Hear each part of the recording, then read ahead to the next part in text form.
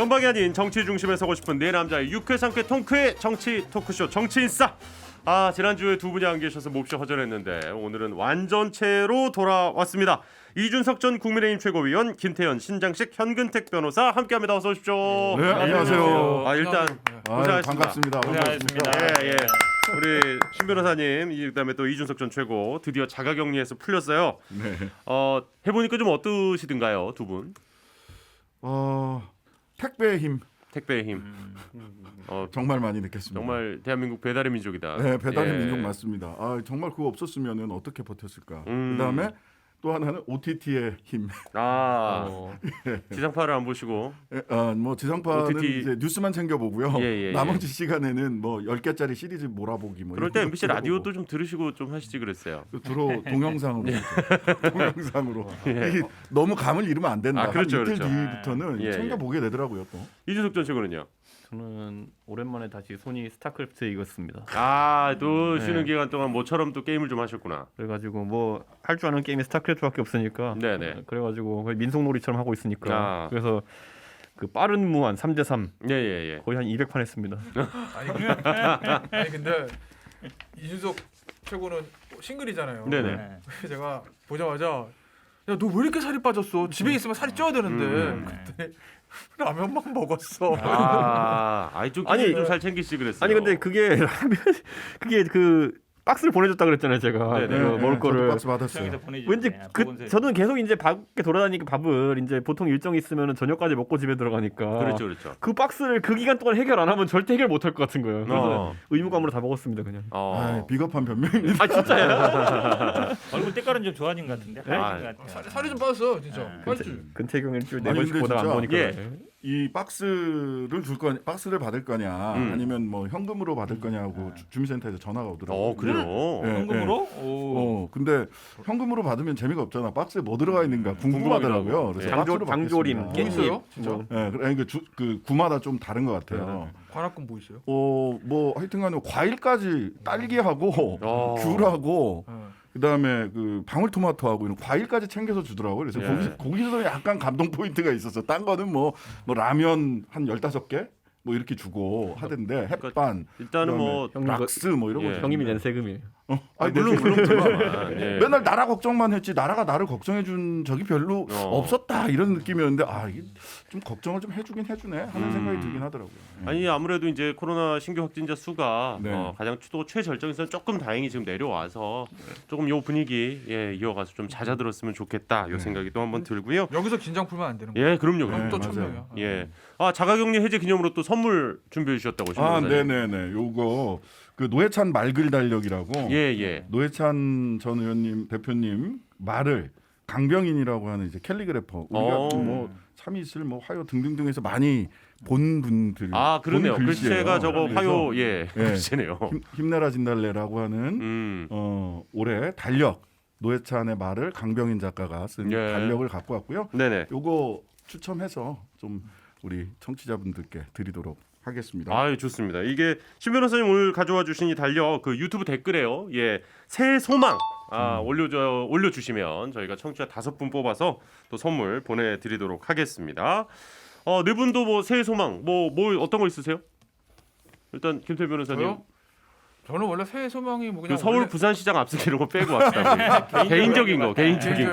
예. 저는 그냥 건강했으면 좋겠어요. 그러니까 건강. 원래 저는 맨날 새해 소망에 항상 좋은 일 일어났으면 좋겠다기보다 나쁜 일 안 생겼으면 좋겠다가 이제 좀 우선인데 올해는 더군다나 이 코로나 이런 것 때문에 가면 갈수록 뭐 또 나이가 들어서 그럴지 몰라도 건강이 진짜 중요하다는 거예요. 네. 특히 코로나 전국에서는 그런 생각이 들더라고요. 올해는 정말 다 그냥 새해 인사 다 그거였던 것 같아요. 네. 건강. 뭐 하나 더 있다. 예. 마스크 좀 안 쓰고 싶어. 그러니까 이게 다 이제 맞닿아 있는 거죠. 네. 예. 이준석 전 최고는 올해 소망. 우선 많은 분들이 소망하는 것처럼 올라라 주시가 올라갈 코이나. 주실 거. 왜냐면 코로나 때문에 사실 음. 이게 경제가 침체되는 것에 다들 우려가 많거든요. 예. 그렇기 때문에 지금 버블이니 어쩌니 해도 어느 정도 경제가 그 자산이 사람들이 좀 확대돼가지고 좀 경기가 살아나야 되는데 과거까지는 이런 것들 자산 가치 상승에 대해서 부동산 버블이니 이렇게 좀 경계를 했지만은 지금은 어느 정도 필요하고 지금 분위기가 좀 이어졌으면 좋겠다라는 생각.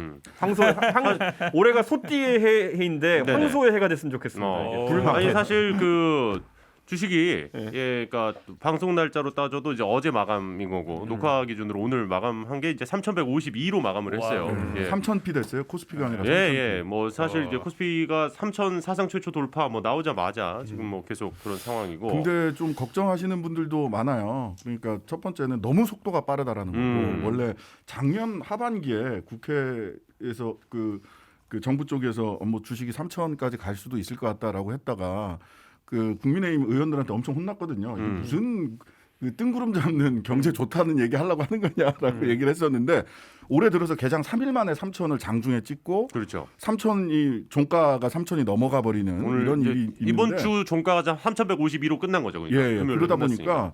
보니까 이게 유동성이 워낙 많이 풀리다 보니까 그쪽으로 많이 간 거는 맞는데 속도가 너무 빠르다. 네. 한 2분기나 3분기쯤 3,000 찍지 않겠느냐라고 경제 전문가들이 예상을 하는데 3일 만에 이렇게 됐고 그다음에 대부분 개인이 이거를 떠받치고 있어요. 그렇죠. 소위 동학 개미들이 떠받치고 있고 기관하고 그 외국인들은 좀 많이 팔았어요. 네네. 그거를 또 개인이 많이 사가지고 이게 너무 속도가 빨라서 좀 걱정되는 측면들이 갑자기 툭 하고 꺼질까봐 맞아요. 이게 좀 네. 견조하게 좀 유지가 돼야 되는데 네네네. 그런 걱정들은 많이 하시더라고요. 음. 예. 주식 두 분도 얘기하니까- 짧게 새해 소망 그래도 얘기를 주식이 드릴게요. 아니 돈 버는 얘기로 다 들어가는 예, 거예요. 예. 그게 중요해. 저도 뭐 사실 주식 다 옛날에 해봤을 거 아니에요. 막 버블 때, 뭐 IT 버블 때, 뭐 소문 듣고도 많이 하고 많이 됐었거든요. 저도 네. 초기에 10몇 년 지났죠. 저는 안 해요. 우리 집사람한테 주고 당신이 해라 하는데 우리 집사람 하는 거 보니까 정말 뉴스도 안 보고 보통 우리 기사를 봐야 되잖아요. 네네. 대충 뭐 환율이 어떻게 되는지 뭐 이런 거 보는데 전혀 그런 거 없이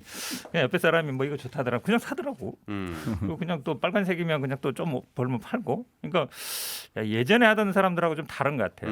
그래서 저는 이제 안 하는데 아니 이준석 씨하고 만날 때마다 항상 비트코인 얘기를 물어봐요. 관심이 좀 있다는 얘기거든요. 근데 배우고 싶은데 이거를 배워서 해야 되나 말아야 되나. 만약에 많이 하거든요. 그렇죠. 많이 하는데 근데 이제 우린 잘 모르니까 부동산이나 뭐 주식이야 많이 해봤는데 그래서 비트코인을 해봐야 되나 이거 고민이다. 올해 소망입니까? 아니 소망은 아니고 소망은 당연히 이거 나 건강하고 근태- 일상으로 근태기 돌아갔으면 형이- 좋겠다 이 얘긴데 근태기 형이 저한테 솔직하게 이제 계좌 개설 어디다 해야 되냐 물어보는 순간 저는 다 뺄 겁니다. 이미 들어올 만큼 옛날에 들어왔다. 이제 주식도 그래요. 저 주식도. 아저씨가 그렇게 얘기할 정도로면 이제 네. 객장에 아줌마 그래요? 나타난 거랑 비슷한 거예요 이제 보면은. 일단 일상의 복귀가 아마 당연하죠. 많은 일상의 분들의 복귀. 그러니까요. 저도 꼭 그 수영하고 싶어요. 수영. 저 네. 수영으로 건강을 유지했었는데 수영을 네네. 못한 지가 1년이 막 거의 넘어가고 있거든요. 그렇죠. 이러다 보니까 체력이 건강이 네. 훅훅 빠진다 이런 생각이 들어서 정말 다시 수영하고 싶습니다. 올해의 소망 수영하고 싶어요. 선거를 한번 뛰시죠. 왜 이러세요? 그건 완전히 체력 까먹는 일이잖아요. 아 건강해지지 또 이렇게 정말 열심히 뛰어다니면은. 뭐 지금 네 분 얘기해 주신 것처럼 올해는 일상으로의 복귀 좀 빨리 됐으면 좋겠다는 또 새해 소망 전해드리면서 아 그리고 참 예. 아까 이거 선물로 드린다는 말씀만 했는데 선물 드리는 거 말고 사고 싶으신 분들은 구매하고 싶으신 분들은 네네네네. 녹색창에 노회찬 달력 음. 검색하시면은 바로 구매하실 수 있으십니다. 좋습니다. 많이 좀 노회찬 재단을 후원하는 뜻으로 많이 좀 구매해 주셨으면 싶습니다. 네, 정치인싸 함께하고 계십니다. 오늘의 주제 본격적으로 이제 이야기를 좀 나눠 보겠습니다. 첫 번째 이야기 해볼 인물은 오세훈 전 서울시장입니다. 이준석 최고 왜 갑자기 표정이 안 좋아요? 예? 아니 예. 나는 다 정확한 정보를 전달했어. A, B 모델까지 다 그렇죠. 등장했고. 그렇죠. 예. 이분이 A였어. 예, 그렇죠. 뭐 모두가 알고 있었죠. 그러니까 모두가 알고 있었는데 오세훈 전 서울시장이 이틀 전에 기자회견을 했어요. 지금 일단은 뭐 이제 아무래도 뭐 양자 대결에서도 그렇고 지금 안철수 대표가 상당히 좀 지지율이 잘 나오다 보니까 안철수 국민의당 대표대로 국민의힘에 들어와 달라. 안 대표가 국민의힘 경선에 참여하면 나는 출마하지 않겠다. 그게 아니면 나는 출마할 수밖에 없다. 뭔 말이야? 도대체. 아니 이게 그것 때문에 지금 네 분한테 예. 여쭤보려는 거예요. 무슨 말인지 몰라가지고 제가. 우리가 이제 농평을 하는 사람들이 참 본질적으로 예, 누구 하나 올려놓고서는 물고 뜯고 씹는 거잖아. 그렇죠. 오늘의 먹잇감은 음. 오세훈 전 시장이다. 난 나쁘지 않아. 이렇게 네? 해가지고 알리면 나쁘지 않아. 근데 아니 그러니까 이거 출마 선언이에요? 불출마 선언이에요? 김태현 변호사님. 저요? 모르겠어 난. 그리고 그게 이제 아까 얘기해 준 거 있잖아요. 예. 그 뭐 오세훈 저 뭐지? 안철수 씨 대표가 입당하면 출마하겠다 이게 외워지지가 않아요. 그러니까 안 입당하면 하겠다. 출마 안 하고 네가 음. 안 들어오면 나는 나간다. 약간 그러니까 이런 얘기인데. 외워지지가 않는다는 거는 예. 무슨 말인지 모르겠다는 거거든요. 아 그럼 일단 메시지 자체가 좋은 메시지 전달은 아니었다. 좋은 메시지 전달은 좋은 메시지 정도가 아니라 장고 그러니까 끝에 이게- 떡주셨어요. 최악이지. 제가 보기엔. 왜냐면 이게- 메시지가 이게 2단계였으면 나을 뻔했어요. 그러니까 예. 뭐냐면 이 안에 보면 복합적으로 되어 있는 게 나는 출마할 의향이 있다는 생각이에요. 첫째로는. 그렇죠. 그런데 그렇지, 출마하는데 안철수가 안 들어오면 나는 당을 지키고 출마해야 된다를 하고 싶었던 것 같아요. 안철수가 입당하지 않는다 그러면은 우리 후보가 없는 건 말이 안 되기 때문에 그렇죠. 내가 선당후사의 정신으로 출마하겠다라는 말을 하고 싶었던 것 같은데 이 두 개가 섞여 버리니까 이상하게 된 아니, 거고 근데- 저는 그래서 그 첫날은 오세훈 시장이 딱 그 말. 저는 이번 서울시장 선거에 출마하겠다고 결심했습니다. 요 말만 하고 그 다음에 해석으로 기자들이 물어보거나 다음번에 또 발표할 기회가 있을 때 안철수 대표가 입당하지 않는다면은 저는 뭐 더 강하게 이런 거에 갔으면 되는데 한 번에 몰아버리니까 이것이 출마요 불출마요 이렇게 된 거예요. 저는 이 얘기도 반대. 그냥 나는 출마해. 왜? 그렇지. 서울을 나 때문에 이렇게 됐잖아. 내가 해결할게. 나 나갈 거야. 안철수 입당? 뭔 상관이야. 하든 말든 알아서 하라고 그래. 단일화?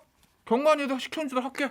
붙어 이렇게 했어야 되는 그냥 심플하게 네네. 들어오든 말 알아서. 근데 지금 뭐 자꾸 안철수 얘기를 대표 얘기를 하면 이러고 보고 있으면 아 안철수 대표가 무섭긴 무서운갑다. 안철수 대표가 들어오고 안 들어온 것도 자기 겉이 저렇게 걸어. 그 뭐 이렇게 중요하다고 겁나는구나 이거밖에 안 되거든요. 네. 그러니까 심지어 대선 네. 후보급이. 예, 예, 아니 대선 그래서 후보급이. 이제 정진석 의원도 뭐 예. 4번으로 나올 거냐, 뭐 이제 뭐 이런 뭐 얘기까지 지금 완전히 막 실패고 계속 제가 봤을 하더라고요 때 국민의힘에서. 제 개인적인 취재와 추측과 뇌피셜 합쳐보면 네네. 너무 쉽게 먹으려다가 아무것도 못 먹는 꼴이 될 수도 있다. 그래서 이게 네. 이 아니, 모든 활극의 시작이 된 여론조사가 하나 있어요. 이제 네. 아시아경제에서 윈지 컨설팅 코리아에 2일부터 3일까지 시켰던 조사를 이제 보면은, 그러니까 결국엔 저희가 항상 얘기하잖아요. 여론조사는 딴 거 다 필요 없다. 다자조사 아무 필요 없다. 상대 후보에 붙여봤을 때 누가 네. 제일 센 사람이냐 그걸 증명하는 게 답이거든요. 그래서 지금 뭐 박영선 장관을 놓고 봤을 때 박영선 37대 안철수 47.4, 박영선 38.7대 오세훈 43.9. 이 둘은 이기는 거는 나와요. 네. 그것도 5% 가까운 마진으로 이상으로 이기는 게 나오거든요. 그런데 세 번째로 붙여본 게 박영선 나경원이거든요. 네. 근데 거기선 박영선 40.1, 나경원 39.8. 아주 근소한 차이로 나경원 의원 지는 결과가 나와요. 그러니까 오 시장은 이것 때문에 자신감을 얻은 거예요. 그러니까 사실 안철수 대표가 당 밖에서 저렇게 말할 수 있는 거는 니들이 나가면 지는데 내가 나가면 이겨. 이래야지만 안철수 대표가 하는 모든 배짱 플레이가 먹히는 거거든요. 근데 만약 국민의힘 자체 후보도 이기는데 안철수 대표가 그렇게 크게 차이 나지 않는 그런 수준에서 나를 이제 가치를 올리는 방법은 없거든요. 네. 그렇기 때문에 그 지점은 이제 오세훈 시장이 보고 자신감을 얻은 것 같은데 시기적으로는 모르겠으나 메시지는 굉장히 모호했죠. 아까 제가 지금 이제 네. 방금 말씀해주신 거는 이제 아시아 경제가 그 윈지코리아 컨설팅에 의뢰해서 지난 2일부터 3일까지 3일까지, 예. 예, 여론조사 결과 얘기해주신 그러니까- 거고요. 자세한 내용은 이제 그 선관위 예. 예, 그쪽 중앙선거 여론조사심의위원회 홈페이지 예, 참고하시면 되겠습니다. 아까 제가 말씀드렸던 쉽게 먹으려다가 못 먹을 수도 있다. 그걸 좀 부연 설명을 드리면 반 팩트, 일부는 팩트, 일부는 뇌피셜이에요. 전제라고 말씀드리면 오세훈 시장이 여러 가지 준비를 했던 거 맞는 것 같아요. 출마를 의사를 타지는. 근데 예. 이제 이게 오세훈 시장 입장에서 보면 경선도 좀 부담스럽고 음. 사실 오세훈 시장은 또 한 번의 패배는 나락이거든요. 이제는. 그렇죠. 어쨌든 지난 총선에서 고민정 의원한테 신인한테. 졌어요. 신인한테 정치 예. 신인한테. 뭐 20대 대중적 때문에 인지도는 고민정 의원도 굉장히 많은 사람이죠. 어쨌든. 그렇기 때문에 한 번만 더 지면 이제 나락이란 말이에요. 예. 그러니까 좀 확실한 카드를 해가지고 쉽게 가고 싶었던 것 같아요. 당내 경선이 이런 것들을. 그러니까 누가 하든 나는 갑니다가 아니라 예. 뭔가 당에서 그래도 오세훈밖에 없지 않아? 실제로 제가 알기로 여연에서 돌렸을 때 여권의 유력 후보랑 붙였을 때 이기는 사람이 오세훈 전 시장밖에 없다는 여론조사 결과 아마 이준석 얘기할 때 AB가 그건데 그게 네. 있었어요. 네네. 그러니까 이게 좀 더 몰고 가면 당에서 야 이거 오세훈밖에 없잖아. 뭐 다 안 돼. 당신 나가셔. 거의 뭐 추대든 뭐든 좀 그렇게 해서 이제 모양새를. 그럼 내가 당을 구하기 위해서 나가 이거를 원했던 것 같아요. 그래서 여러 중진의원들 만나 다니면서 아마 그런 작업을 좀 하려고 그랬던 것 같은데 그러다가 안철수 대표한테 그냥 우리가 그냥 우리 선빵이라고 그러는데 방송용으로 부적절하니까 아니 뭐 예. 그냥 선방. 선방을 그냥 당한 거죠. 네, 당했죠. 그러니까 이제 돌이킬 수 없는 치명타를 맞았는데 어쨌든 거기다 또 자학 들어오시면 안 나가건가? 들어오면 안 나가고. 들어오면 안 나가고 안 들어오면 입당하면 안 나가고 나간다. 뭐 이상한 메시지를 함으로써 그러니까 어떻게 보셨어요, 두 분은? 저는 오세훈 전 의원, 예. 오세훈 전 의원이 이게 정치에서 보면 제일 나쁜 결정보다 더 안 좋은 결정이 늦은 결정이거든요. 근데 작년 말에 안철수 대표가 딱 출마 선언을 하면서 시기에서 그렇죠. 원래 밀렸죠. 먼저 밀렸고요. 예, 예. 그다음에 두 번째 메시지를 뺏겼죠. 원래 결자 해지를 얘기해야 될 사람은 오세훈이에요. 그렇죠. 근데 결자 해지를 사실은 이게 맞나? 안철수 대표가 결자 해지 얘기하는 건 좀 안 어울려요. 안 맞아. 지금 자기 그거랑 박 시장을 자기가 만들었으니까 내가 결자 해지 하겠다라고 얘기를 하는데 그건 안 맞아요. 근데 예. 어쨌든 타이밍과 메시지를 다 안철수 대표한테 뺏긴 거예요. 오세훈 시장이. 그런데다가 어제 같은 그런 이상한 조건부 출마 선언 해놓고 혹시 자기가 기자회견 하면서 조금 의식을 했나 봐. 이거 이상한데 나중에 백불 하면서 이거는 사실은 출마하겠다는 얘기다라고 구구이 설명을 했다고는 하더라고요. 기자들한테. 네. 근데 하나만한 얘기예요. 그런 백불은. 근데 어쨌든 기사는 코테이션 마크 따서 제일 핵심되는 말만 일단 먼저 나오니까. 네, 그러니까요. 그런 면에서 보면 마치 이제 어떻게 됐냐면 오세훈 전 의원이 주도할 수 있는 주도권을 다 뺏기고 안철수 부록이 된 거예요. 안철수가 어떻게 하느냐에 따라서 내가 출마 여부가 결정된다? 부록이지. 저도 사실은 세 분 다 얘기는 다 동의하는데, 그러니까 오세훈 전 시장이 당내에서도 굉장히 입장이 gon란해진 것 같아요. 아까 말씀처럼 당내에서는 그래도 여론조사 1위였는데 지금 이제 나경원 전 의원이 어쨌든 거의 출마 선언한 거나 마찬가지잖아요. 선언을 했죠. 그렇죠. 일단 예능에도 마음을 굳혔다. 그렇죠. 이렇게 예능에도 수전 나오고 집중 책도 인터뷰에서 내고 얘기를 하셨으니까. 자녀 출생까지 공개했으니까 나온다는 얘기잖아요. 근데 아침에 라디오 MBC 그렇죠. 시선 시선 쭉 집중이에요. 나와가지고 사실상 출마 선언 그러니까. 했더라고요. 그런데 만약에 그 전에는 어찌 보면 본인이 약간 앞서가고 당내에서 추대는 아니어도 사실상 그렇게 갈 수 있지만 나경원 의원이 나왔을 때는 좀 다르거든요. 약간 그렇죠. 상황이. 그러니까 아마 국민의힘도 여성 가산점이 있는 걸로 알고 있는데 오세훈 시장이나 나경원 의원이나 비슷해요. 네네. 그럼 당내 경선에도 또 오세훈 시장이 이긴다는 보장이 없어요. 사실은. 자, 근데 지금 아까 김태현 변호사님 말씀하신 것처럼 오세훈 전 시장도 마찬가지고 이번에 이제 고민정 의원에게 지면서 총선에서 그리고 또 나경원 전 의원도 이수진 의원에게 지면서 둘 다 지금 만약에 이번이 실패를 하면 상당히 좀 정치적 입지가 흔들릴 그렇죠. 수 있는 그런 위기의 두 분이 지금 일단은 출사표를 던졌거든요. 그런 면에서는 근데 오세훈 전 시장이 조금 더 불리해요. 왜냐하면 불리하다고 보세요? 그렇죠. 나경원 전 의원은 지난번에 한번 도전했었고 네. 하진 않았거든요. 근데 음. 오세훈 시장은 중간에 어쨌든 던지고 나왔잖아요. 그러면 다시 시켜도 되나? 그리고 두 분 다 말씀하지만 20대, 21대 두 번 졌죠. 당대표 나가서 졌죠. 예. 선거마다 나가는데 지금 제대로 안 되는 거예요. 계속. 음. 그러고 본다 그러면 제가 보기에 오세훈 시장이 이번 서울시장은 거의 저문 게 아닌가. 벌써 그 정도로 쉽지 않은 것 보시는군요. 같아요. 이 아까 근데 처음에 출마선은 굉장히 예. 중요한데 나경원 전 의원 얘기를 좀 더 해보죠. 아까 네. 이준석 전 최고가 얘기를 해주셨는데 여론조사 결과를 양자대결을 붙였을 때 일단 현재로서는 박영선 장관보다 지금 덜 나갔단 말이에요. 그런데 지금 최근에 이제 TV조선에서 하는 예능 프로그램 또 출연하시면서 아무래도 호감도만큼 비호감도가 좀 많은 정치인 중에 한 명인데 나경원 전 의원이 그렇다면 나경원 전 의원이 좀 더 가능성이 있다고 보시는 거예요? 그러니까 아까 두 분이 여론조사로 보면 팽팽해요. 네네네. 근데 이제 우리 당에서 또 이게 논란이 됐었는데 여성 가산점 있거든요. 그게 네. 10%인지 20%인지 모르겠는데 근데 팽팽할 때는 그게 영향을 미쳐요. 미치기도 하고 어쨌든 한번 도전했던 사람들한테 이건 이제 일반 여론하고 모르게 당내에서 어떻게 볼지 모르지만 예. 한번 도전하고 그때 당시에 아마 나경원 전 의원이 상황이 그렇게 좋은 상황은 아니었어요. 여론조사에도 약간 뒤지는 상황이었거든요. 그러니까 어쨌든 본인은 이제 선당후다 정신으로 나갔다는 거니까. 네. 근데 그거 하고 자기가 시장이었는데 그거를 어찌 보면 무상급식 되지도 않을 거 가지고 투표해서 던진 거 하고 저는 봤을 때는 당내 평가에서는 나경원 전 의원이 조금 더 낫지 않은가라고. 근데 제가 이제 두 사람의 선거 때 핵심 키워드, 핵심 메시지를 뭘로 할지가 다 보이더라고요. 쭉 읽어보면 오세훈 전 의원은 뭐냐면 능력 있는 시장, 즉각 시정을 운영할 수 있는 워낙 기간이 1년밖에 안 되니까 나는 언제든지 시장으로서 바로 일할 수 있다.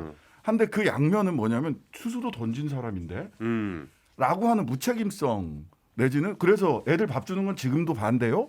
그렇죠. 라는 질문에 딱 닥칠 수밖에 없어요. 저 악성 프레임을 또 들고 나오더니 아니 그게 아니고 그 양반이 지금 나올 수밖에 얘기하는 없지. 메시지가 나는 즉각 시정을 수행할 수 있는 능력 있는 사람은 나밖에 없다. 어느 누구도 아니다. 장점인 듯하지만 그 이면이 딱 그 공격에 맞닥뜨릴 수밖에 없어요. 그 다음에 나경원 의원은 오늘 아침 인터뷰하는 거 쭉 들어보니까 치유, 위로, 네. 예, 협치 이거 얘기해요.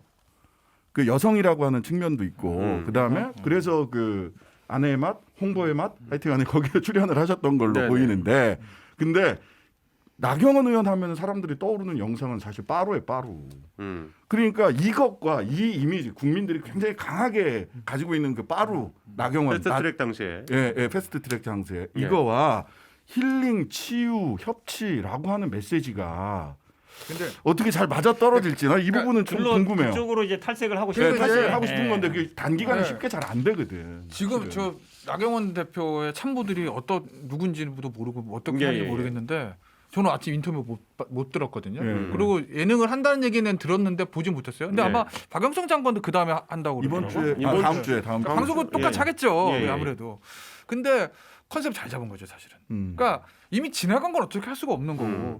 사실 제가 이 자리에서도 지난 총선 때도 나경원 원 대표가 가장 안타까운 건 그 빠루에서 이 강한 모습들이 예, 예. 기존에 가지고 있던 유권자들이 나경원이란 정치인에 가지고 있던 약간 좋은 이미지, 환상 그런 것들 한 번에 깨지는 거거든요. 그래서 저건 비호감도 오빠 쉽지 않을 거다 이렇게 말씀드렸잖아요. 본인도 그걸 알 거라고 선거 진 다음에 그거를 이제 뒤집기 위해서 뭐 예능도 출연도 하고 치유 화해 얘기하는 네, 거예요. 그 그러니까 얘기하시더라고. 원래 본연의 사람들이 가지고 있던 나경원에 대한 이미지를 다시 만들려는 건데 그게 뭐 쉽진 않을 수 있지 네, 시간상. 네. 그래도 어쨌든 전략은 그렇게 갈 수밖에 없는 거. 지금 또 나와가지고 문재인 정부에 이러면서 뭐 투쟁 이건 안 어울리는 완전히 거고요. 확 선회한 거예요. 이전에 나경원 의원이 굉장히 발언이 셌거든요. 그렇죠. 추미애 추경 갈등 뭐 요 국면에서 네. 굉장히 발언이 셌었어요. 근데 오늘 아침 인터뷰는 보니까 위로, 치유. 그러니까 그쪽 이쪽으로 전략이 잘 안 가시더라고. 먹힌다고 생각을 하신 걸 수도 네. 있겠네요. 그건 근데 실패했으니까 이제 결과적으로. 좀 굉장히 차갑고 냉정한 귀족이다라고 하는 이미지도 또 있었단 말이에요. 그 1억 피부과 뭐 이런 것 때문에. 네네네. 그랬다가 전사가 됐다가 지금은 위로, 치유 이렇게 얘기를 하는데 이게 단기간에 그 자신의 그 약점을 그쪽으로 위로, 치유, 엄마, 아내 이런 쪽에 이렇게 뭐 따뜻한 시정 아마 이렇게 갈 것 같은데 그게 단기간에 될까 하는 의문이에요. 얼마나 그거는 뭐 캠페인을 잘하느냐의 이제 문제인데 그렇다 보니까 우리가- 그 예능 프로그램에 또 예, 출연을 예, 한 예. 것이겠죠. 그래서 계속 아마 우리가- 그런 쪽 접근을 하실 것 같아. 근데 나경원 이제 의원. 보통 이제 예. 되로 조금씩 한 푼씩 모아가지고 말로 갖다 퍼붓는 사람들이 있거든요. 근데 지금 저는 약간 우려되는 분위기가 뭐냐면은 그 지난 총선 때도 그런 우려가 있었지만은 그 여야를 막론하고 자기 핵심 지지층에게 소구력을 가지기 위해 가지고 예를 들어 뭐 유튜브 채널에서 그런 역할을 하는 채널들에 가가지고 발언을 많이 하고 이런 것들이 우려가 되는 지점이 있었거든요. 예. 근데 총선 때는 후보가 워낙 많으니까 그래도 티가 안 났어. 예, 이번에는 근데 뭐 이번엔 제가 약간 지적하고 싶은 게 뭐냐면은 나경원 의원의 그 TV조선 예능 출연 같은 경우에는 저는 득이 실보다 엄청 많을 거라 봐요. 그런데 반대로 그와 동시에 출연한 데가 어디냐면은 가로세로 연구소 유튜브에 출연했거든요. 어우. 근데 저는 이거는 굉장히 그리고 그 그쵸, 가로세로 그쵸. 연구소 쪽에서는 거기에 대해 가지고 나경원 출마 선언을 자기들이 한다고 그 타이틀을 붙였어요. 네. 근데 선거 때 돌입해 가지고 아까 말했지만은 그 예능에서 이미지도 있겠지만은 제가 상대 후보라면은 그것만 틀 것 같아. 저기 가가지고 출마 선언했다고. 그러니까 저는 이런 게 그러니까 지금 시점에서 봤을 때 사람의 컨셉이라는 게 아까 우리가 다 동의했던 것처럼 단기간에 형성하기가 굉장히 어려운 거예요. 근데 그 안에서 아까 이제 신장식 변호사는 당연히 이제 빠루 이미지를 언급했지만은 저는 빠루 이미지는 어쩌면 보수 쪽 유권자들에게 그래도 강력하죠. 투사의 이미지가 생기겠죠. 근데 반대로 중도층에게는 아, 뭐 설치는 그러니까 그 사실 그 빠루도 정확히 살펴보면은 민주당에서 빠루로 문 뜯었다고 해서 든 건데 아직까지도 내용 잘 모르시는 대다수는 민주당 아니고 그때 청원 국회. 그러니까 정원경찰. 경위가 경위, 빠루를 국회 들고 가지고 민주당에 넘겼다는 주장을 하는 거였는데 여튼 근데 어쨌든 그거를 나경원 의원이 빠루 들고 문을 뜯은 줄 알고 사람도 있어요. 그러니까 이게 사진만 보면 이게 그래 좀 보이거든. 너무 빠루빠루 하셔가지고 이게 그 노루 발목법이 노루발 못보비 노발 못법이. 아 정말 뭔지 하나도 모르겠네요. 그렇게 하면. 아니 그러니까 빠루가 빠잖아 원래 빠. 그러니까 그 막대기를 들고 이렇게 했던 건데. 네. 근데 이제 저는 그래서 사실 컨셉을 잡았다면 오히려 나경원 의원이 컨셉을 정확히 잡았다 그러면은 딱 한 곳만 바라봐야 돼요. 근데 지금 조급하다 보면은 왔다 예능도 갔다 해. 나가고 보수 유튜브도 나가고 이렇게 하다 보면은 이거는 나중에 그럼 프랑스 나경원 선거가 출마 의원이 선언하는 제가 건 정말 별로다. 보면서 약간 의아했던 예. 게 이게 물론 이제 뭐 검찰에서 어떻게 생각해 주는지 모르겠는데 그동안 이제 시민단체에서 고소 고발한 게 많았거든요. 많았죠. 근데 쭉 지금 이제 무혐의 처리를 해주고 있어요. 네, 좀 물론 불기소 이제 많이 들어가. 그쵸, 많이 기소가 되냐 안 되냐는 이제 검찰의 영역인데 그 판단을 언제 해주냐, 음. 요거는 굉장히 중요한 거거든요. 근데 물론 남편의 뭐 남편은 이제 검사는 아니니까 그런데 어쨌든 그거를 이제 다 이렇게 처리를 해주고 있어요. 그래요. 물론 그걸 사전에 어떻게 했는지 모르겠지만, 근데 그것도 보면은 나경원 전 의원한테 유리한 국면이죠. 물론 이제 자꾸 현 패스트트랙 변호사님이 재판은 얘기하시니까 있지만, 나경원 전 의원이 나오면 민주당이 유리한 것처럼 보이긴 하네요. 아니 그건 아닌데 어쨌든 아무래도 지난번에 출생 자꾸 김태현 변호사님이 그렇고 응원하면은 네. 반대인 것 같고 현 변호사님이 응원하면 또 반대인 것 같은. 김태현 변호사님 여성이라는 장관을 장점도 얼마나 있어요, 응원을 제가 했어. 보기엔. 장관님 네. 보고 싶습니다. 나오세요. 자, 아니 그러면은 우리 하면 내 사무실로 나간다 내가. 자 시나리오를 한번 그럼 정리를 한번 해보시죠. 네. 자 일단 두 가지 상황이 먼저 전제가 되겠죠. 안철수 대표가 국민의힘으로 들어가느냐 안 들어가느냐. 왜냐하면 일단 지금 경선을 지금 국민의힘에서 경선 룰을 정했죠. 예, 여론조사 100%로 본 경선. 네. 그 말은 이제 상당히 안철수 대표에게 러브콜을 지금 보내는 것과 크게 다르지 않다 이런 해석들이 많거든요. 자 안철수 대표가 들어오지 않았을 경우 그렇다면 나경원 전 의원 대 오세훈 전 시장 누가 되실 거라고 봅니까? 일단 네 분 이름만 하나씩 빡빡빡. 의미가 있나 근데 그게? 의미가 별로 없어요? 왜냐면 제가 보기에도 별로 없어요. 아니, 예선전- 저는 절대 의미가 없- 왜냐면 어떤 형태로든 삼자 그러니까 보수가 분열되면 그냥 그러니까 거기서 안철수 대표 나가고 국힘에서 뭐 나경원 대표가 나가든 예. 오세훈 대표 나가든 이준석이 나가든 제가 나가든 근태기 형 꼬아서 나가든 그냥 지는 거예요 그냥. 삼자 대결은 무조건 패한다. 그러니까 양자 대결로 가야 된다는 생각도 안 해. 말씀이시죠? 그냥 할 필요도 없어요. 그럼 양자 대결이에요. 자, 오케이. 그럼 결국 안철수라는 사람과 단일하기 때문에 예. 뭐 누가 나오는 건 의미가 없는 거지 지금. 여기서 당내에서 오세훈 전 시장이 이길까 나경원 전 원내대표가 이길까는 저는 의미가 없는. 자, 그럼 질문을 그런 바꿀게요. 거다. 그러면은 안철수 대표와 국민의힘 후보 어쨌든 나경원이 됐든 나경원 전 의원이 됐든 오세훈 전 시장이 됐든 간에 그 둘 중에는 그러면 누가 나갈 거라고 보십니까? 근데 이제 그거는 또 전제 이게 참 어려운 거죠. 전제가 돼야 되는 게 예. 원샷 경선이냐 투샷 경선이냐. 예. 그러니까 뭐 그다음에 이제 뭐 합당 이거는 이제 더 하더라도 그러니까 자 국민의힘에서 한번 뽑아보자. 나경원 또는 오세훈은 누가 나갔어요. 그래서 본선에서 안철수와 1대1 경선 예전에 아마 민주당이 2011년에 했던 모델 그거를 할 건지 예. 아니면 원샷으로 쭉 놓고 그게 합당이든 아니든지 간에 그렇게 할 건지가 전제돼야 되는 건데 글쎄 모르겠습니다. 경관위에서 지금 여러 가지 논의들은 조금 있는 것 같아요. 근데 예. 여러 가지 뭐 어찌 될지는 알 수는 없으나 물어보신 게 뭐였죠? 누가 나갈 것 같으시냐? 안철수 안철수냐 안철수? 국민의힘 뭐 후보냐. 후보냐? 지금대로 가면 안철수 대표가 유리하죠. 유리하다. 큰 변수가 없으면 지금대로. 근데 저는 가면. 약간 이런 가능성이 있다고 봐요. 사실은 지금 세 가지 시나리오 얘기할 때는 입당 얘기를 하잖아요. 예. 입당은 뭐 불가능하겠죠, 당연히. 입당할 리가 없으니까. 음. 근데 이제 그 오세훈 전 시장 얘기하면서 보니까 합당 얘기를 했거든요. 예. 근데 합당은 예전에 안철수 대표가 한 적이 있어요. 민주당하고 1대1로. 그러니까 예. 숫자에 관계없이 지분으로. 그러니까 합당 방식이면은 사실은 국민의당이 많지는 않지만 의원이나 아니면 뭐 다른 사람들도 나중에 노려볼 수 있고 그다음에 예를 들어서 원오브 댐으로 여러 명 중에 출마하면은 안철수 대표가 유리하거든요, 무조건. 네. 1대1로 싸우면은 내가 보기에 뭐 당세라든지 밀리니까 모르니까. 그러면 사실은 합당 당대당으로 합당해서 원샷 경선으로 할 가능성도 제가 보기에는 아마 국민의당도 거절하기 힘들 테니까 가능성도 있다고 봐요. 국민의당이 아니라 국민의힘. 저는 이제 그 최종 후보가 누가 될지는 문재인 대통령 하기 나름에 달렸다 이런 생각이 그래서 또 드는데 아까 문재인 제가 그 대통령- 여론조사 아시아경제 여론조사가 공교롭게도 세 유력 후보군에 대해서 그러니까 나경원, 안철수, 오세훈에 대해서 한 조사잖아요. 예. 동일한 박영선 장관이라는 상대 후보를 놓고 거기 보면은 어쨌든 득표력의 우위가 명확하잖아요. 보면 네. 그런 상황 속에서 지금 걸쳐 있는 선은 다 내일 당장 선거라 그러면은 나경원 의원을 내면은 아주 박빙이고 오세훈, 안철수는 이긴다라는 결과가 나와요. 예. 그럼 아까 말했듯이 안철수 대표의 몸값이 생각보다 높진 않아요.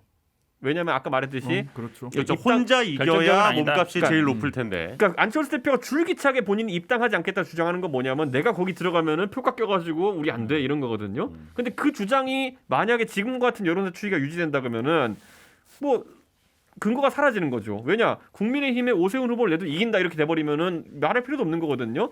그렇기 때문에 저는 문재인 정부의 지지율 수치가 어느 정도로 잡힐 것이냐라는 게 굉장히 중요하고. 근데 일단 김태현 변호사님 말씀대로 다자 구도가 필패, 그러니까 3인 구도가 필패라고 그거는- 그쪽에서 판단을 하신다면 그거는 이제 어제 입수된 내부 정보에 따르면은 예. 저희도 안철수 대표가 지금까지 항상 정치 행보를 보면은 자 처음에는 원래 항상 관심을 받으면서 등장해가지고 지난 대선도 그렇고 지난 서울시장 선거도 뭔가 바꿔서 머리 스타일 바꾸든지 목소리 바꾸든지 뭐 바꿔와가 초반 관심 받아요. 예. 근데 그 다음에 제3 후보다 보니까 안철수 후보가 단일화 과정을 항상 겪어요. 단일화 언급이 대상이 되기도 하고 본인이 주체적으로 나오기도 하고. 자 그런데 거기서 혼선을 많이 겪습니다. 그때 대선 때도 보면 자기 1등하고 잘 치고 나갈 때 보면은 그때 잘 단일화 협상을 했으면 어쩌면 홍준표 후보랑 단일화가 됐을 수도 있었어요. 예. 그 다음에 보면 서울시장 때도 보면 김문수 후보와의 단일화 얘기 나왔었거든요. 근데 이제 각 캠프를 대표해가지고 차명진 의원과 김근식 그 교수 간에 무슨 문자 공개되고 이러면 틀어졌거든요. 예. 자 거기서 보통 타격을 입어요. 근데 세 번째는 결정적으로 항상 TV 토론에서 막 날아가거든요. 보면은. 근데 저는 이제 이 과정 속에서 안철수 대표 입장에서는 용두 삼식 지지율을 항상 가져왔던 게 지금까지 트렌드였어요. 그렇기 때문에 그게 부담이 될 겁니다. 지금 초기 기세는 안철수 대표가 잡은 게 맞아요. 예. 근데 지금 아까 말했던 것처럼 오세훈 시장을 거꾸로 노리는 게 그거예요. 안철수가 만약에 나경원과의 어쨌든 비교 우위만 가지고 있다고 주장하는 것과 오세훈 시장도 이기고 나도 이기고 이런 상황 속에서 주장할 수 있는 비교 우위는 다르거든요. 이준석 전 최고의 말은 길게 하지만 내부적으로는 이제 플랜 B를 생각하는 거예요. 그래서 그래서 아까 내부 정보라고 하는 게 뭐냐면은 예. 그래서 저희도 오히려 이거는 뭐 그렇게 하겠다는 것도 아니고 안철수 대표와의 그 협상 과정 속에서 안철수 대표가 과도하게 이제 사실 지분을 요구하면 그런 요구를 하는 것에 뭐 가능성이 있으니까 왜냐면 전에 그런 일이 있었으니까 3자 구도에 대해 가지고 연구를 시작한 걸로 알고 있습니다. 자 그럼 국민의힘에서는 설사 안철수 단일화가 안 되더라도 후보 내겠다는 말씀을 지금 하시는 거네요. 저는 뭐 당연히 그럴 그건 거라고 당연히 봅니다. 되겠죠. 사실 왜냐면은- 제가 말씀드린 게 플랜 B라는 게 그거라는 거예요. 그러니까 김종인 비대위원장하고 엊그제 만났다 그러잖아요. 그렇죠. 근데 뭐 다시 만날 일도 없다. 다시 만날 일 없다. 그렇죠. 그런데 왜 김종인 대표는 자꾸 만나시면은 다시 안 만나세요? 아니, 왜 그러냐면 안철수 대표를 네. 겪어봤기 때문에 잘 안다는 거죠. 그동안 대선 뭐 총선 여러 번 겪어봐서 예. 이게 단일화로 국면으로 가면 결국 국민의힘에서는 힘도 못 써보고 제대로 안 된다는 걸 알기 때문에 어쨌든 견제하면서 지금 이준석 전 최고 얘기처럼 만약의 경우에 예. 3자로 갔을 경우에도 우리는 간다라는 얘기예요. 제가 보기에는 그럴 가능성도 그리고 있다 실제로. 절대 3자는 안 나오는 게요. 만약에 안철수 대표가 독자 후보로 국민의당 후보로 나오잖아요. 네. 그러면 저희 정의당한테 뭐라 그럴 건데요? 니네는 안 내냐 이러고. 그 문제가 아니고 그러니까 안철수 대표가 지금처럼 예를 들어 지지율이 4자면 뭐 1위가 4자, 아니고 3자는 아니야. 2위, 3위 난다 그러면 접을 수도 있겠죠. 근데 본인이 지금 대권 후보인데 낮춰가지고 한 단계 낮춰가지고 서울시장 나왔는데 네. 처음도 아니에요. 저는- 두 번째 도전인데 접을 수 있을까요? 쉽지 않다고 봐요. 마무리 저는 발언. 어떤 형태로 단일화 될 것이다. 어떤 형태로든 단일화. 저는 근데 네. 왜냐면 좀 말씀드리면 아까 안철수 두 번의 단일화 예. 보수 정당과의 실패. 당시 홍준표 후보, 당시에 김문수 후보 단일화 못하죠. 할 수가 없어. 너무 안 맞아. 웬만해야지. 사실 그렇잖아. 너무 네. 간극이 있고 거기다가 대선 때는 호남 세력이 있었는데 네. 어찌 됐건 안철수 당시 후보 뒤에는 홍준표 단일 못합니다. 수치로 하면 이겼죠. 단일화했으면 그냥 그러면 단일화했다가 그게 고선에 왔을지도 의무지만 어쨌든 네네. 산수로 계산하면 서울시장 때도 마찬가지예요. 근데 지금은 상황이 많이 변했어요. 본인도 더 이상 떨어질 수는 없어요. 그리고 안철수 후보가 생각하기에 국민의힘이라는 데가 뭐 민주당에서 볼 때는 똑같다고 할지 모르지만 후보 자체가 누가 나올지 모르지만 김문수, 홍준표 여기랑은 좀 결이 달라. 그렇다고 보면 가능성은 예전보다 어느 때보다는 높다. 국힘도 마찬가지고 안철수 후보도 마찬가지고 여기서 밀리면 그냥 또 한 4, 5년 죽어야 된다는 거 너무나 잘 아는 거거든요. 떨어진 사람들은 정계 은퇴, 세력은 한 5년간의 또 후퇴. 그렇기 때문에 이번은 단일화는 될 거고 관건은 단일 후보가 만약에 뭐 국힘이 단일 후보가 되면 2번인 건데 네. 안철수 대표가 단일 후보가 됐을 때 기호 2번 단위냐 4번 단위냐의 문제겠죠. 그렇죠. 네. 그거는 이제 말씀하신 합당 당대당은 뭐 이런 한다니까요. 예. 그러면. 네, 신 변호사님 말씀 듣고 이 주제는 마무리할게요. 네, 어쨌든 지금 국민의힘 입장에서는 지금 단일화 국면으로 바로 넘어가는 것이 원하지 않는 그림이죠. 어쨌든 국민의힘 내부의 자체적인 후보를 선정하는 과정이 국민적 관심을 끌기를 바랄 테니까 그런 면에서 오세훈, 나경원 둘 다 출전 선언을 어쨌든 1월 첫 주에 한 건 늦었지만 그나마 다행이다. 더 좌고우면 했으면 큰일이다. 근데 국힘 내부에서는 결과적으로는 달고 뛰어서 이길 수 있느냐의 계획을 중심에 두고 갈 수밖에 없어요. 왜냐하면 안철수 그 가면 당이 해체되고 단일화가 꽉 나는 안철수 대표의 기존의 정치적 행태들을 곁에서 너무나 많이 지켜본 우리 이준석, 김종인 이런 분들이 다 계시기 때문에 그럴 거다. 달고 뛰어서 이길 수 있는 방안을 내오려고 1번으로 지금 올려놓고 지금 계획을 할 거고 단일화는 사실 맨 마지막에 뭐 3월 달에 한다? 뭐 3월 달에 할 수 있겠죠. 근데 보통 단일화가 어디까지 가냐면 투표용지 인쇄 하루 전날. 예. 그때 단일화하는 경우도 있고요. 사전 투표하기 하루 전날 단일화하는 경우도 있어요. 그래서 이 단일화의 가능성은 열어두되 아마도 국민의힘 쪽에서는 지금은 안철수와의 단일화 국면으로 가기보다는 1월달, 2월달에는 자체적인 경선. 근데 민주당 쪽에서 이제 이쪽에 단일화 국면이 하나가 있다면 민주당 쪽에서는 이전에 여유 있었던 때가 아니잖아요. 그렇죠. 그러면은 열린민주당의 김진애 후보, 네. 그 다음에 한 6% 8% 이렇게 나오는 것 같더라고요. 그 다음에 정의당에서 지금 뭐 권수정 서울시의원 이야기를 하고 있는데 또 당내에서는 뭐 TV 토론 얘기하고 이렇게 쭉 되니까 김종철 당대표가 직접 나가서 괜찮지. 그 출전해야 되는 거 아니냐라고 하는 당내 여론도 있거든요. 그러면은 이제 있겠네. 정의당에서의 정의당 후보 지금 서울시의원인 권수정 또는 뭐 김종철 당대표 등 정의당 후보 그다음에 김진애 열린민주당 후보 지금 박빙 선거로 갈 거기 때문에 결과적으로는 민주당 입장에서는 지금 재고 따지는 게 장고가 길어지면 향후에 이 다른 당과의 뭐 정치연합이라든지 이런 부분들이 어려워질 수 있어서 민주당도 좀 속도를 좀 내야 될 걸로 보여요. 알겠습니다. 자, 역시 네 분이 모이니까요. 재밌네요. 예, 40분이 또 이렇게 훌쩍 지나갔습니다. 저희 좀 여기 자, 아니 저희도 서울시장 후보군 좀 모셔놓고 얘기하면 안 돼요? 한 명씩 모셔오세요. 그러면 네. 모셔오세요. 모셔오세요. 네, 데려와 주세요. 그러니까 아니 그거를 이준석 전 최고가 데려와야지. 다 한 번씩 돌아가면서 모셔놔도 될 것 같은데. 당신이랑 제일 사이 안 좋은 사람부터 이렇게 하자. 그러면은 찰스. 그러면 안철수 아니 내가 안 되면 얼마나 좋아하는데 자 이런 억울한 자, 다음 주제 이야기하겠습니다. 아, 역시 네 분 모이시니까 또 쉽지 않네. 오늘도 아마 댓글에 또 진행자 정말 힘들게 산다 이런 것도 직업. 달릴 것 같긴 한데, 자 일단은 이제 이낙연 대표 얘기를 좀 해보겠습니다. 지난주 우리가 이제 녹화 끝나고 이 뉴스가 쏟아졌어요. 그 이명박 박근혜 전 대통령에 대한 사면을 건의하겠다. 이낙연 대표가 그 얘기를 워낙 또 일단 현재 그 여당의 대표가 이런 얘기를 하시니까 상당히 정치권뿐만이 아니라 뭐 이게 참 갑론을박이 시끄러웠어요. 뭐 근데 이게 좀 잘했다는 평가보다는 또 보수 쪽에서는 보수 쪽대로 또 진보 측에서는 또 진보 측대로 비판이 조금 더 많은 것 같습니다. 그리고 여론조사 결과도 반대가 지금 57%뭐 이 정도 나왔던 걸로 제가 봤는데 네. 어떻게 보셨어요? 일단은 이거는 현 변호사님 얘기 좀 해주셔야 될 것 같아요. 저도 요 얘기 처음 들었을 때는 그때 아마 이제 현충원 갔다 오면서 연합뉴스 기자의 질문에 답하는 형태라 그냥 약간 낚였나라고 생각했어요. 왜냐 그러냐면 뭐 기자가 먼저 질문했거든요. 예, 예. 사면 이렇게 할 겁니까? 뭐 건의하겠다 이랬는데 그 다음에 이게 논란이 됐을 때면 그러면 그 얘기를 안 해야 되는데 본인이 그래도 어쨌든 하겠다 그랬거든요. 예. 그 최고위원 비상 최고위원회에서 이런 뭐 약간 뭐 사과라든지 아니면 뭐 국민 정서를 감안하자 그랬는데도 본인 하겠다 그러면 이거는 낚인 게 아니라 본인의 의사를 표명한 거다라고 보고 네. 저는 뭐 이게 사실은 시기적으로나 아니면은 일단 판결이 안 났고요. 판결 났으면은 저는 뭐 계속 얘기했는데 아니 판결 나면 당연히 언론에서도 사면 얘기하고. 근데 이명박 전 대통령은 판결이 났으니까. 그러니까 박근혜 전 대통령. 박근혜 전 대통령이 그렇죠. 아직 판결이 왜냐면 안 판결 나면 당연히 언론에서 사면 얘기를 안 할 수가 없어요. 네. 하고 그 다음에 뭐 여론조사도 나오겠죠. 지금 여론조사 말씀드렸지만 사실 부정적 여론도 많고 민주당 지지자들은 한 거의 뭐 7-80% 이상이 반대하는 사람이 훨씬 많아요. 그러겠죠. 그렇죠. 그러겠죠. 그러면 이제 당 대표면서도 또 어쨌든 대권을 생각하시는 분이면 네.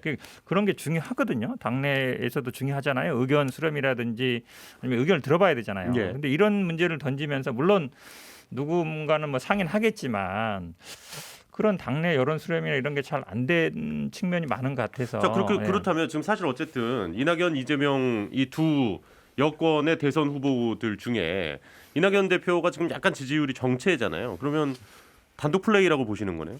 아니 꼭 그건 아니지만 물론 뭐 사면 문제가 뭐 당대표 권한은 아니니까 네네, 그렇죠. 뭐 어느 정도 뭐 교감을 할 수 있는데 언제 할 거냐 이 부분은 제가 보기에 어느 정도 판단할 수 있는 것 같거든요. 본인의 선택권이 있을 것 같은데 근데 사실은 사면 그러니까 문재인 대통령이 기본적으로 임기 내에 어쨌든 해결하려고 할 거예요. 제가 봐도 그렇잖아요. 계속 왜냐하면 판결 나고 나면 이걸 그대로 계속 둬야 되냐 말아야 되냐 얘기가 분명히 있을 거란 말이죠. 그러니까 사면을 할지 말지를 당연히 결정을 해야겠죠. 그러겠죠. 그리고 예. 아마 문재인 대통령 임기 내에는 어쨌든 해결하려고 할 가능성이 저는 높다고 봐요.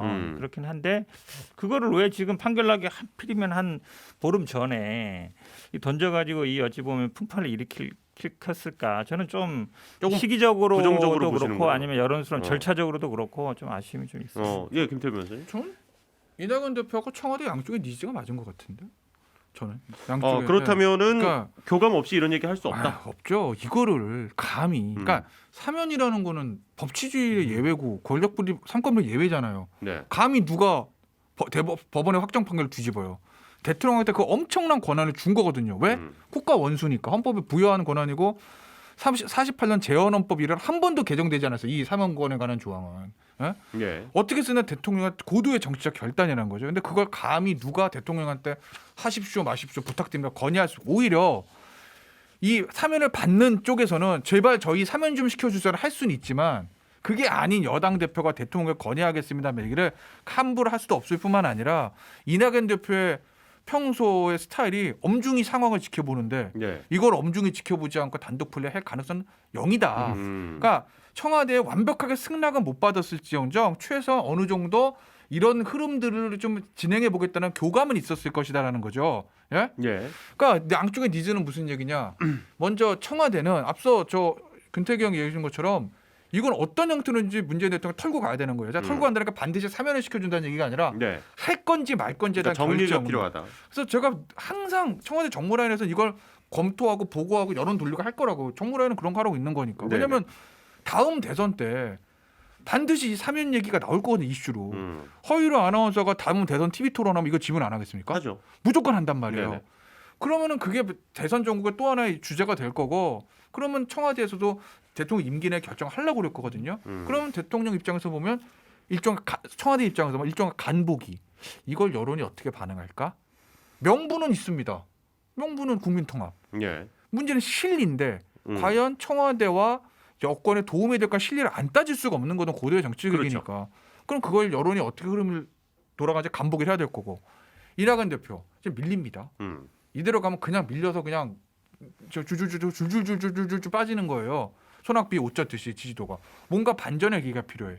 근데 이낙연 대표가 그래도 민주당에 있는 후보들 중에서는 가장 중도층과 보수층이 봤을 때 조금 소구력이 있는 사람이거든요. 네. 스타일이나 이런 것들이 좀 안정적이고 온건하니까 그런 통합의 메시지를 내서 뭔가 반전의 기회를 삼고 싶다. 양측의 니즈가 맞아서 일단 한번 던져본 거라는 거죠. 그러면 이제 문재인 대통령이 그 신년 인사회에서 새해는 통합의 해다 뭐 이런 얘기도 하셨는데 약간 이런 것도 다 좀 연장선으로 좀 비춰지기도 하네요. 지금 얘기 말씀을 저는 듣고 그건 보니까. 아닌 것 같아요. 그거랑은 또 별개다. 왜냐하면 국가원 아까 까놓고 얘기해서 대통령부 취임사 때는 통합 얘기 안 하셨나? 모두의 대통령이 그거 통합이잖아요. 예. 그 통합은 국가원에서 당연히 해야 되는 얘기니까 이번 저 사면 얘기 이번 신년사에서 통합의 메시지를 냈다고 해서 사면 해준다고 저는 연결이 안 되는 것 같고 청와대에서 공식 반응 그렇게 했더라고요.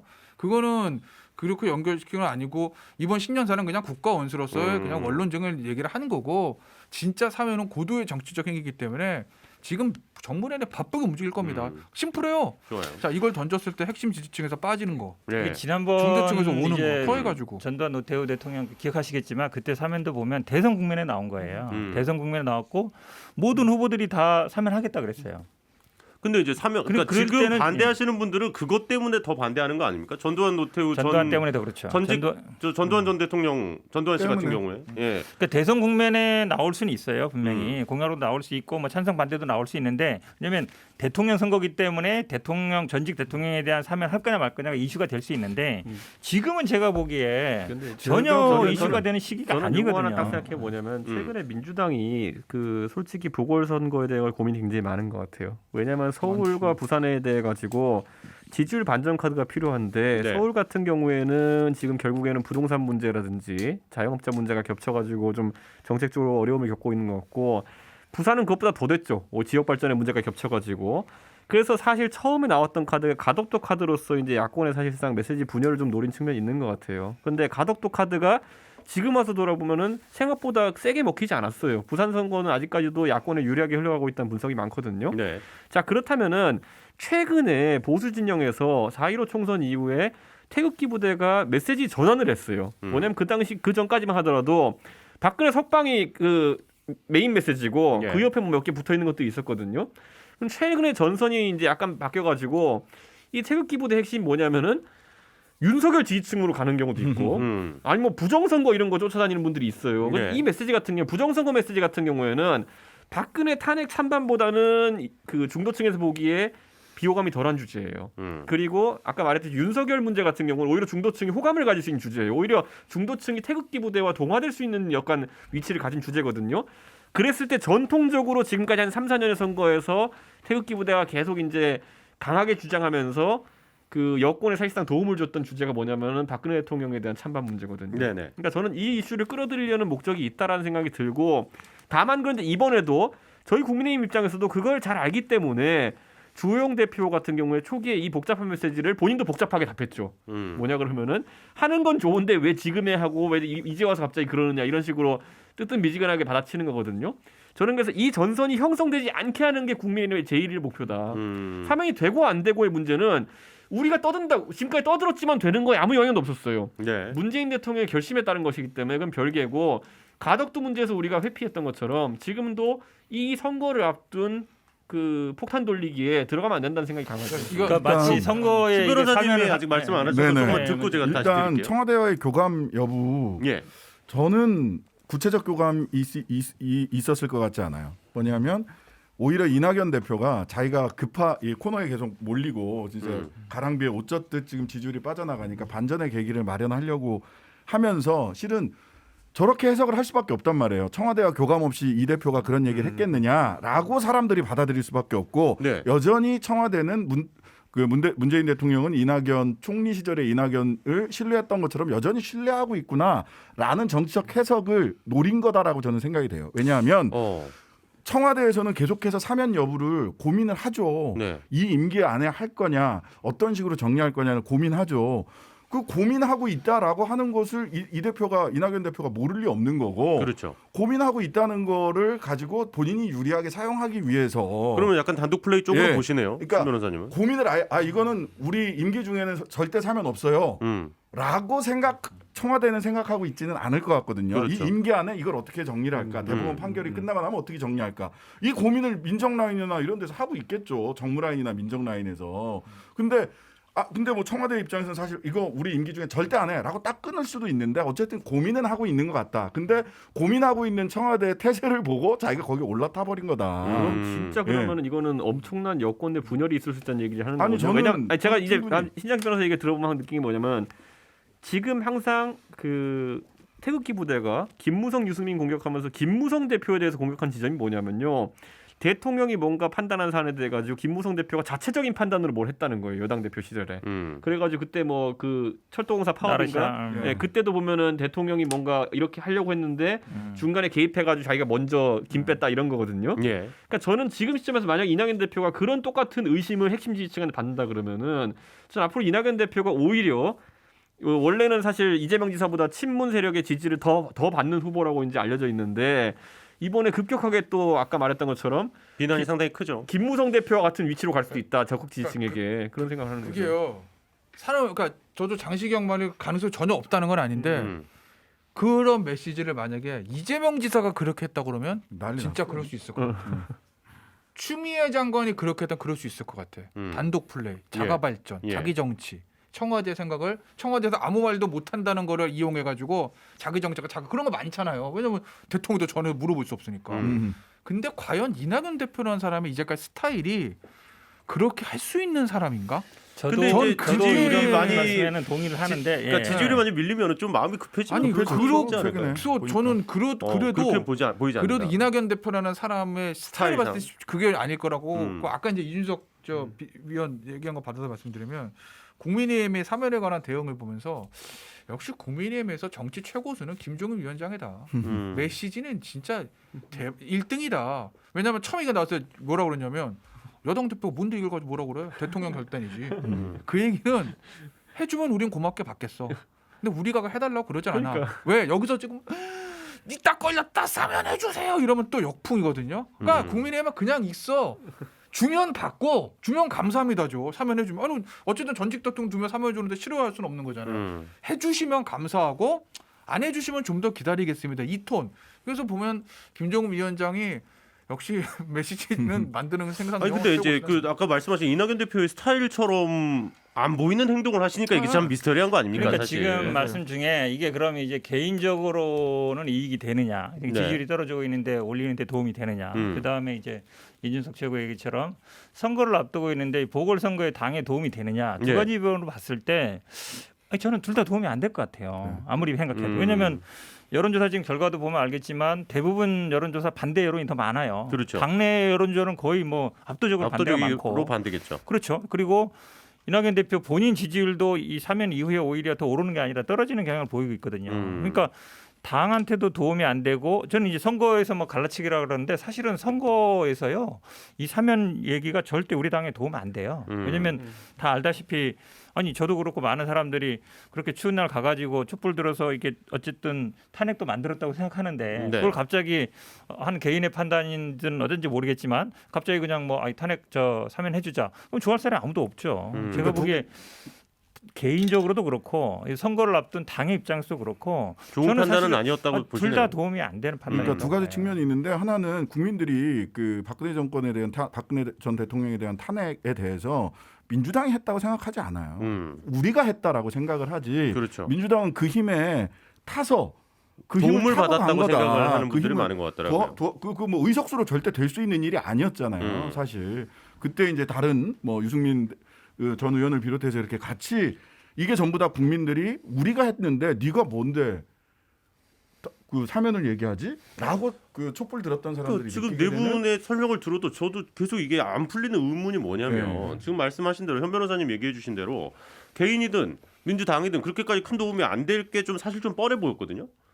왜냐하면 지지층에서는 당연히 그 전두환 씨 때문에 사면을 반대하는 입장이 훨씬 많단 말이에요. 근데 그럼에도 불구하고 왜 이걸 던졌을까? 저는 두 가지가 있는 것 같아요. 예. 하나는 그 이낙연 대표가 오산을 하고 있는 것 같은데, 그러니까 소위 핵심 지지층이 본인을 지지하고 있고 이재명 후보가 되는 것에 대해서 극렬히 반대하고 있으니 핵심 지지층은 일단 해놨고 내가 경쟁력을 유지를 하려면 경쟁력을 보여주려면 이제 중도 어쨌든 보수층까지 중도 공략을 해야 보수층을 되니까. 땡겨야 된다라고 하는데 이 핵심 지지층은 굉장히 전략적인 사람이에요. 그러니까 이게 되게 이게 이 이론이 이 주제에 있어가지고 그 이론이 동작 안 하는 게 뭐냐면 스펙트럼을 이렇게 쭉 그 매운맛부터 순한맛까지 쫙 놓잖아요. 예. 그러면은 이낙연 대표가 지금 예를 들어 핵심 친문 지지층 잡았어요. 그럼 중도에 있는 보수 지지층을 약간 끌어오겠다는 건데. 중도에 있는 보수 지지층은 탄핵 찬성했던 사람들이에요. 맞아요. 그러니까 이렇게 메시지 내가지고 좋아할 사람들은 완전 매운맛에 있는 그 태극기 부대밖에 없죠. 그 오산이 이거 어떻게 하나가 있는 끌어옵니까 것 같고 이거는? 그다음에 뭐 그냥 전략적인 아주 선의로 해석해서 예.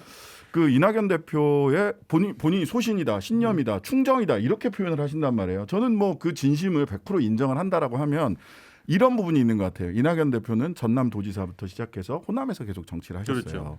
서울에서 극렬한 진영 간의 대립 가서 그 선거하러 갔을 때 너 어느 당 후보니까 들어오지도 마 이런 소리 들으면서 선거해 본 분이 아니세요. 그러면 당연히 호남에서는 다른 당이 있고 뭐 이렇게 하더라도 통합 도지사로서의 뭐 이 다 끌고 가야 된다 이런 생각을 하실 수 있어요. 그게 그리고 자기 정치 신념일 수 있어요. 예. 그런데 이제 서울 와서 당대표 하시면서 또 대선 후보가 되면 이 사실 핵심 지지층을 단단히 하면서도 중도로 확장해 나가는 이거는 도지사 선거나 호남에서 선거하는 것과는 다른 거거든요. 완전히 다르죠. 근데 예, 이거- 완전히 다르거든요. 저는 여기서 그런 한 가지만 부분들도 좀 있지 않나. 특이한 걸 한 하는 가지 생각이 발견했는 게 저희가 재작년에 패스트트랙 때문에 난리가 났을 때 예. 그 패스트트랙에 있어 손학규 대표가 단식하고 그럴 때 이게 어디서부터 시작된 거지라는 걸 굉장히 궁금했어요. 왜냐하면 여권과 어떤 교감하에서 시작됐을 것 같은데 그런데 저희가 그때 열쇠고리로 지목했던 게 뭐냐면은 이낙연 손학규 관계였어요. 그게 뭐냐면 이낙연 대표가 과거에 이제 손학규 대표의 계파로 분류됐던 적이 있었거든요. 두 분이 굉장히 친해요. 그런데 그래가지고 어쨌든 연동형 비례대표제와 그 공수처나 이런 걸 엮는 어떤 그 딜을 성사시킨 게 그 둘이라는 생각을 저는 하고 있었는데 예. 이번에도 굉장히 이상한 게 하나 떴던 게 뭐냐면은 이낙연 대표가 1월 1일 날 사면론 얘기하거든요. 손 대표가 같은 날 12월 31일이에요. 하루 전에 뜬금없이 갑자기 손 대표가 이명박 박근혜 사면해야 된다 이렇게 하고 아직까지도 그리고 그냥 하고 지나가는 게 아니라 며칠 전에도 얘기해가지고 이낙연 대표를 지원 사격하고 있어요. 그러니까 저는 이걸 보면서 이분이 메시지 안 된다 갑자기 낸 걸 보면은 오히려 이런 교감보다는 뭔가 여권 내 하나의 약간 뭐 덩어리가 생긴 거 아니냐는 생각을 할 수 있는 거예요. 역시 손학규 대표 전문가다. 아니 뜬금없이 왜 여기서 이분이 나와 뭐 이런 아니, 생각이 근데 이제 있거든요. 신장식 변호사 아까 되게 중요한 얘기했는데요. 그러니까 짧게 이낙연 듣고 이제 마무리할게요. 대표의 어쨌든 한계라면 한계 이제 호남에서 정치하는 것도 있지만 호남에서 정치하는 사람들이 항상 우리 김대중 대통령도 마찬가지지만 호남만 갖고 안 된다는 생각이 있어요 항상. 그러면 이제 충청도랑 연대를 할 건지 아니면 뭐 부산이랑 연대를 할 건지 뭔가 혼자는 안 된다는 생각이 있거든요. 네네. 그러려면 어디를 잡아야 된다. 음. 물론 말씀처럼 뭐 친문을 잡든 아니면 충청도랑 연대를 하든 뭐 경상도랑 하든. 그러니까 그런 면에서 중도의 확장 본인의 어쨌든 대선 집권 전략에서의 그럴 수는 있다고 봐요. 지금 분석처럼 약간 그러니까 혼자서는 안 되니까. 예. 근데 그거 자체가 저는 조금 아쉬움이 있어요. 아니, 이게 이 사면론의 주체를 누구나 보라는 건데. 예. 그러니까 이제 저기 장시경 같은 경우에는 이낙연 대표 단독 플레이를 보는 거잖아요. 아니, 예를 들면 이낙연 대표의 의사가 만약 반영됐을 거다. 그럼 안 풀리지 얘기가. 저도 만약에 이건 이낙연 대표 단독 플레이라고 제가 상정을 하고 그럼 한 명이야. 네. 그렇게 하면 안 풀리는 왜 지금 타이밍에 저렇게 급하게 했을 건데 저는 이거의 주체와 주인공은 전 청와대라고 보는 거거든요. 근데 청와대 입장에서 보면 충분히 해볼 만한 카드. 아니면 빼면 되니까. 왜냐면 청와대 이 생각도 할 거야. 플러스 마이너스 계산하면 이낙연 대표가 단독으로 사명을 치고 나왔을 때 핵심 지지층 빠지죠. 원래 그리고 이낙연부터 언제부터 친문이었다고. 근데 모르겠어요. 제가 핵심 지지층이 어떤 성격은 제가 잘 모르겠는데 내가 정말 문 모르불린 핵심 지지층이요. 예. 우리 대통령이 하는 거 다 좋아. 난 박근혜 대통령 사면 반대. 근데 대통령이 나와서 절절하게 상황이 이러이러하고 하니까 제가 통합을 해서 사면하겠습니다. 실망하신 분들 좀 이해해 주십시오라고 하면 우리 인이가 나를 배신했어 이럴까? 저는 그걸 잘 모르. 그러니까 청와대는 똑같은 메시지를 청와대가 던졌을 때 어떤 핵심 지지층이 빠지는 것보다 예. 빠져가는 것보다 이게 몇 표가 오고 있냐는 건데 이런 거거든요.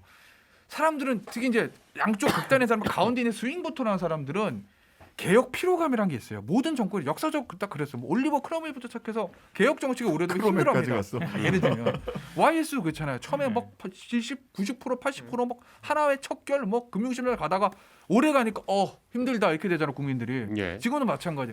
적폐청산 기조가 길어지면 길어질수록 저 중도층에 있는 분들 이제 그만하고 먹고 살자 이러거든요.